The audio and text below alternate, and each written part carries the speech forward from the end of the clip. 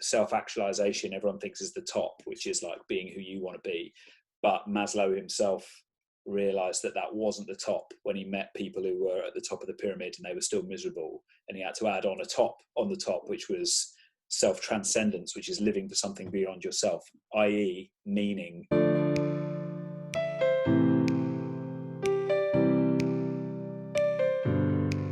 He was talking about an article that's been going around from Harvard Business Review called that. I've got to get the title right. Hold on. Yeah. No that feeling, that discomfort you're feeling is grief.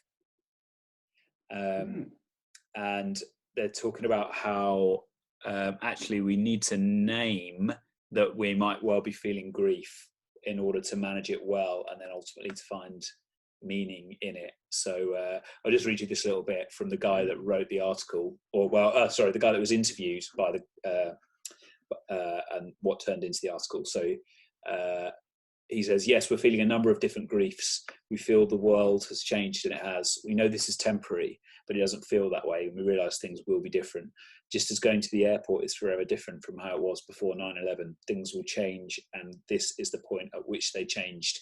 This loss of normalcy, the fear of economic toll, the loss of connection, it's hitting us and we're grieving collectively. We're not used to this kind of collective grief in the air.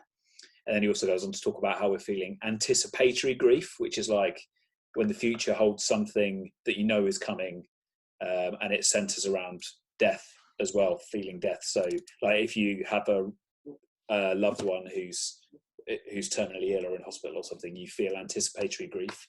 And he's like, collectively, we're feeling anticipatory grief while the number of deaths per day increases. It's like, oh man, this is going to get worse before it gets better. So I thought all of that was really interesting.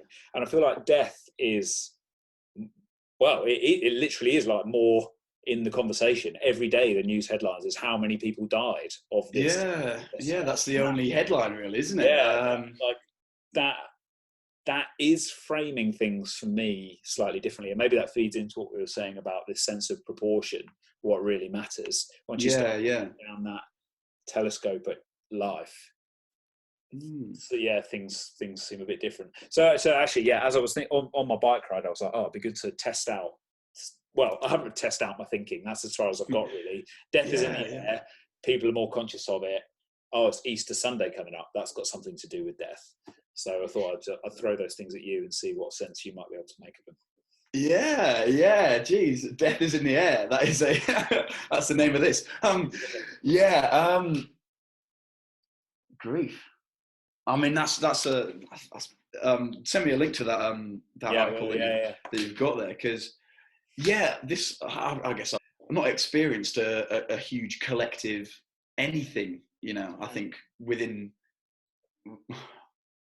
Or I haven't felt like it. I mean, there was, what's the last thing where it was like, here is the nation together? I mean, that's a great point, actually. Because the rest in like normal time, BC, before, in BC, before Corona, we were massively individualized. Yeah. I mean, that's how our culture runs, basically. And this is, I don't know if it'll be permanent, but this does feel like pushing back against that individualization. Yeah, it's a big leveler. We have to do this together, otherwise we're not going to be able to overcome it. So there's something in that collective thing that you're picking up on. I think I really like. That's good.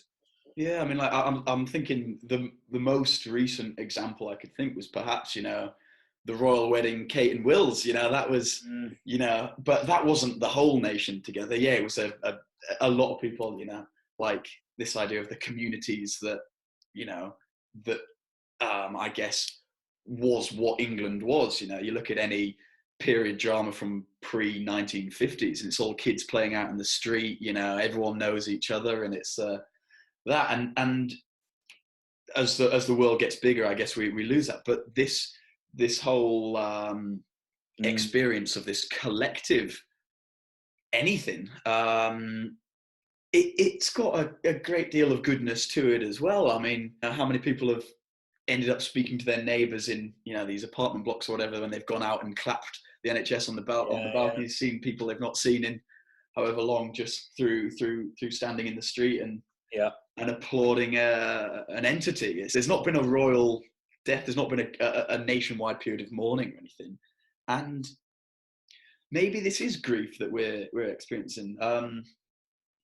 And yeah, perhaps to actually try and take the mask off the beast of whatever this coronavirus being is, and what are we feeling, to put words to it will maybe be how we the next, you say at the start, you said you feel like we're in phase one of what's going on. At some point we're going to go to the next stage, and as with grief, there's the different stages of that's what this article is. That's where Yeah. it's coming from, because the guy that they interviewed, he worked with Elizabeth Kubler-Ross and her family on the 5 stages of grief, which is really interesting. And so do you know what the stages are? Oh geez. I always wanted to write a concept album based around these stages. Maybe now's the time, Yeah. Go on, tell me, articulate it. So there's kind of 4, and then you get to the 5th, but they can happen in any order: denial, anger, bargaining, depression, acceptance. That's it. Yeah. But the guy that they interview in this article, he worked with the same people that came up with the stages of grief, or kind of discovered the stages of grief. And he said there was a 6th one, and the family have given him permission to basically add on a 6th one, which is finding meaning. Oh, wow. Okay. And I'm really intrigued by that, because it seems quite open-ended to me, but that does totally fit with everything I believe about how human beings are. Like I'm about to talk to you about the Maslow's hierarchy of needs thing, and actually, self-actualization, everyone thinks is the top, which is like being who you want to be. But Maslow himself realized that wasn't the top when he met people who were at the top of the pyramid and they were still miserable. And he had to add on the top, which was self-transcendence, which is living for something beyond yourself, i.e. meaning. You have to have a meaning to live for. Like, it has to add up to something to help you live a fulfilled life. That's what human beings need. So it makes sense to me that the sixth stage of grief would be, how do we find meaning in this? That's the only way that we can really move on from it.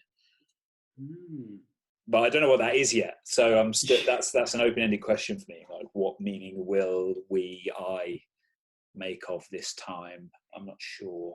That's something we're still figuring out.